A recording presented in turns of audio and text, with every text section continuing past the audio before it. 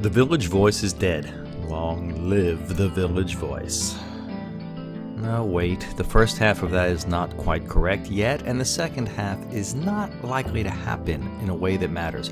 Today's business change topic is the death of the Village Voice and how it's being prolonged. The one other time I've written about the Village Voice here was back in 2010. That article was about the different roads businesses take to irrelevance, and the death of the Village Voice is tied up in that idea. But it's more. While the Village Voice has suffered from long-term mismanagement, and it has, the reason for its impending death is simpler. The Village Voice is on life support because its message stopped resonating, or, well, being expressed at all. I could tie this idea to any number of marketing tenets or even talk about the importance of search engine optimization, but none of that could touch the simple reality that at some point the Village Voice's musical counterculture roots stopped showing. The death of the Village Voice is mostly about the voice no longer having even a semblance of a clear message. Now, okay, it's about money too, but that's just business reality for anyone not funded by contributions.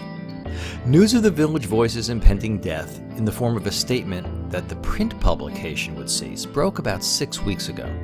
Now, having lived in and around New York City for most of my life, I know those red street corner boxes really well, but it had been years since I'd reached inside one until, coincidentally, I grabbed an armload of Village Voices the week after its death was announced. I read it too, noting that the personal ads that kept the Village Voice afloat for several decades ago, are mostly gone. I'd like to say that I grabbed that dozen or so copies of The Voice to use in some kind of lesson I was teaching, but that was only a side effect. I actually needed, well, to wrap some fragile things up for a kid going back to college event, and the Village Voice was handy. Now, that lesson thing did happen too. When I got home, my daughter's boyfriend was at the house and asked me what I had. What's the Village Voice? Now, he's spent most of his life in Manhattan. He's educated, he's intelligent, he's inquisitive. He even listens to music. In short, this young man was the Village Voice's target audience, yet somehow he'd managed to completely ignore those red distribution boxes for 21 years. You know where this story's going, don't you? I told him what the Village Voice is or was. In predictable old man fashion, I regaled him with a few anecdotes about the good old days. As I said, he's intelligent, and we had a conversation about business and societal changes, and at the end of it all, I told him that these printed papers were going away.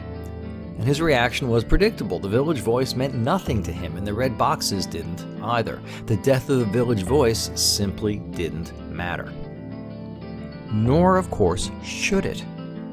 Nor should the Voice's death matter to pretty much anyone who doesn't work there. The Village Voice has become irrelevant. You no longer see people reading The Voice on park benches, and the New York City counterculture scene doesn't exist anymore. And that's not to say there is no counterculture, but the Village Voice stopped representing it decades back. It's not local, and if you grab a copy, I'd love you to tell me what it does represent. Better still, read the Village Voice online. Try to sum up the Voice's voice. I'll be right here waiting. I'm not expecting much of a response, and I'm not expecting the Village Voice's website to change much about the death of the Village Voice. I'm the Answer Guy, and I'll be back.